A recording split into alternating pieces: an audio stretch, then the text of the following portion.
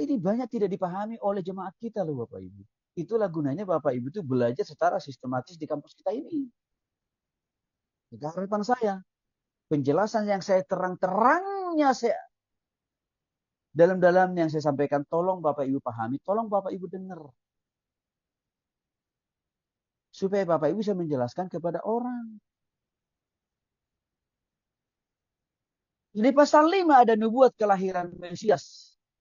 Khususnya di kota Bethlehem. Pengajaran teologisnya adalah bahwa juru selamat yang namanya Yesus Kristus akan lahir di Bethlehem kota Efrata. Meskipun kota itu dulunya sangat-sangat tidak diperhitungkan karena kota itu kecil.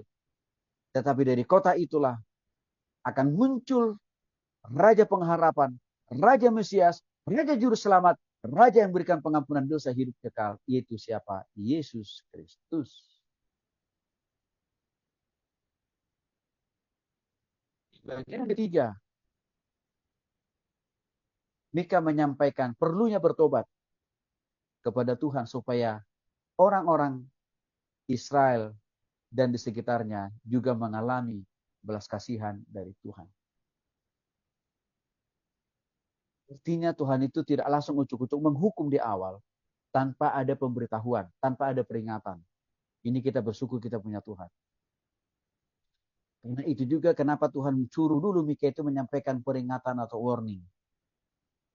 Supaya mereka cepat-cepat bertobat dan berubah. Sehingga tidak perlu Tuhan menghukum mereka. Karena sekali lagi saudara, Tuhan lebih senang kita itu lepas dari penghukuman. Asal dengan catatan kita sungguh-sungguh cepat-cepat mengambil keputusan untuk bertobat dan berubah di hadapan. Nah di bagian ini saudara, khususnya di bagian pasal 6, tuntutan Allah, keadilan, kasih setia, dan kerendahan hati. Dicatat dalam Mika pasal 6 ayat 1 sampai 5. Ini memberikan pengajaran teologis buat kita. Bahwa Tuhan proporsional melakukan penghukuman, melakukan keadilannya. Sekalipun nanti di hadapan Tuhan, kita tidak perlu dibeda oleh pengacara. Sekalipun nanti di pengadilan Tuhan itu tidak ada jaksa. Tidak ada polisi. Tidak ada pengacara. Bahkan tidak ada hakim seperti manusia. Hakim manusia di dunia ini enggak ada. Tetapi Tuhan sendiri punya keadilannya yang lebih tinggi di atas keadilan diciptakan oleh hakim-hakim yang ada di dunia. Artinya keadilan Tuhan nanti melampaui daripada keadilan para hakim-hakim yang ada di dunia. Kalau keadilan yang dipraktikkan oleh hakim-hakim di dunia ini kan itu enggak objektif Bapak Ibu. Ini persoalannya kita tahu kok. Banyak oknum-oknum hakim juga yang ikut korupsi. Contohnya kemarin hakim pengadilan Depok yang ditangkap oleh KPK.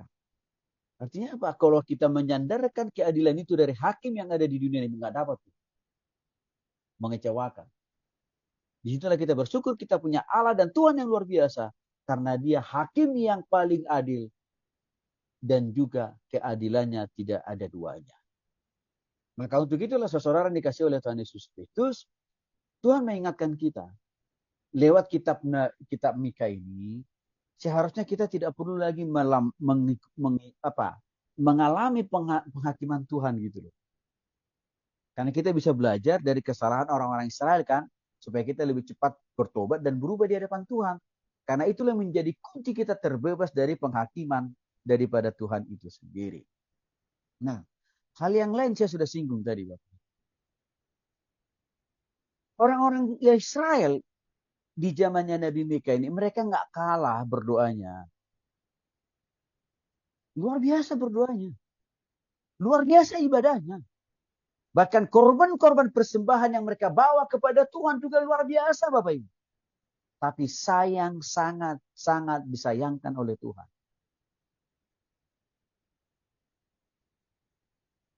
Mereka juga masih melakukan korupsi. Kalau pejabat. Mereka juga masih sering menyogok orang lain supaya urusannya cepat beres. Mereka juga hanya sering menolong, menempatkan orang-orang yang memiliki hubungan persaudaraan dengan mereka untuk jadi pejabat. Itu bicara masalah nepotisme. Sama persis seperti yang kita alami di tengah-tengah bangsa dan negara kita masing-masing. Korupsi, kolusi, nepotisme itu masih sering, masih rajin kita lakukan. Sekalipun kita katakan kita orang Kristen. Maka tidak aneh. Bahwa pejabat-pejabat orang Kristen juga banyak yang dipenjara.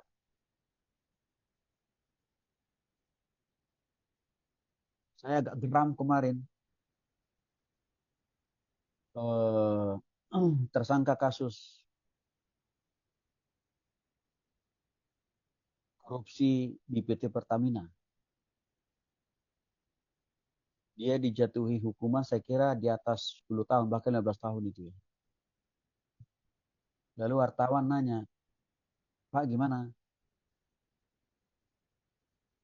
Apakah Bapak menerima hukuman itu? Dia sebut pula kata disebut pula kata Tuhan. Saya percaya, bagi Tuhan tidak ada yang tersembunyi.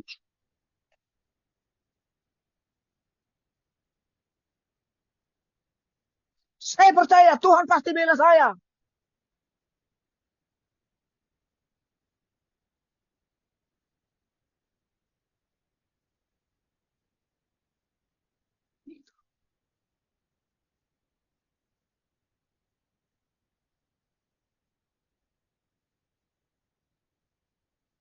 Udah korupsi, ajak-ajak Tuhan pula.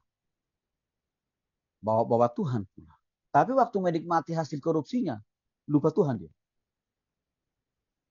Tapi kalau udah kejeblos, udah ketangkap, nah baru. Nah, itu kan salah satu contoh. Ya, banyak orang Kristen hafal ayat demi ayat Alkitab. Tapi perspektif hidup jauh berbeda dari apa yang dia baca dari Alkitab. Maka mereka ini mengingatkan kita jangan sampai jadi seperti itu kita Bapak. Pasal 7 bicara tentang ratapan, pengharap, dan janji pengampun.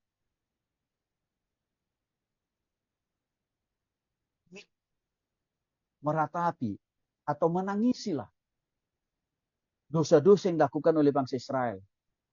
Sekalipun mereka itu sudah rajin berdoa baca Alkitab. Karena kenapa? Mereka masih melakukan kebejatan-kebejatan moral. Kebejatan-kebejatan moral apa yang mereka lakukan? Rupanya pejabat-pejabat di kalangan orang Israel waktu itu yang rajin berdoa itu loh, Bapak Ibu, yang rajin baca Alkitab, ibadah perayaan itu.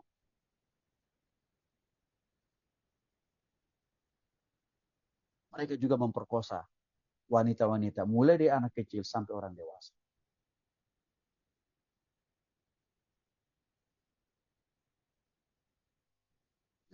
Kalau zaman ini lebih mudah informasi kita dengar dari kalangan saudara kita seberang. Melakukan tindakan-tindakan bijak terhadap santri-santrinya kan ya.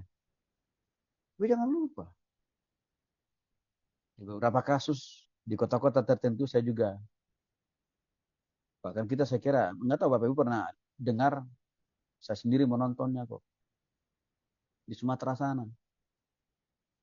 Pendetanya memperkosa anak angkatnya, perempuan. Dan perkosaan itu sudah berulang bertahun-tahun. Itu dilakukan di gereja loh Bapak. Di Surabaya, kasus yang sama terjadi loh itu. Dengan sekolahnya.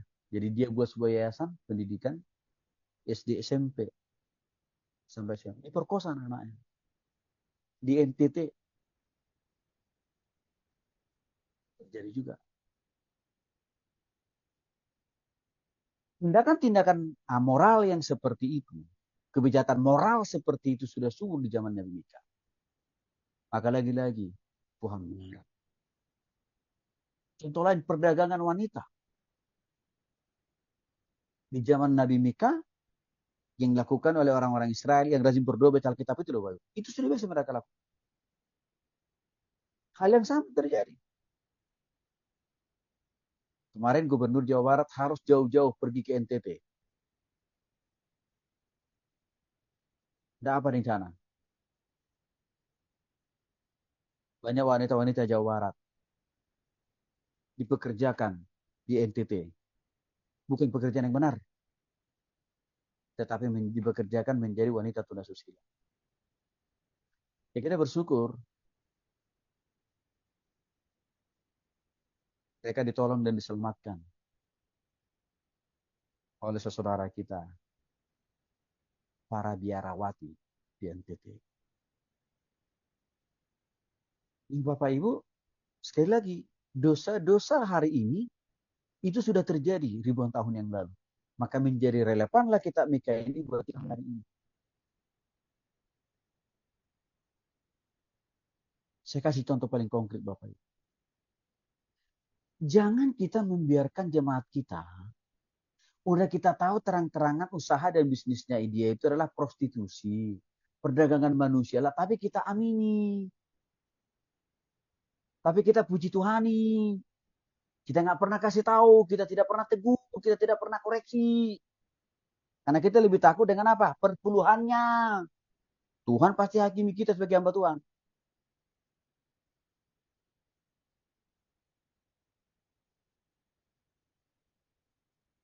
Bisa dibayangkan saudara.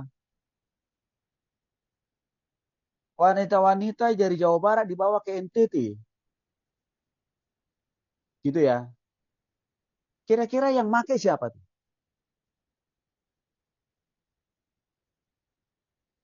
Saudara bisa jawab sendiri lah kira-kira. Pasti orang-orang mayoritas di sana kan?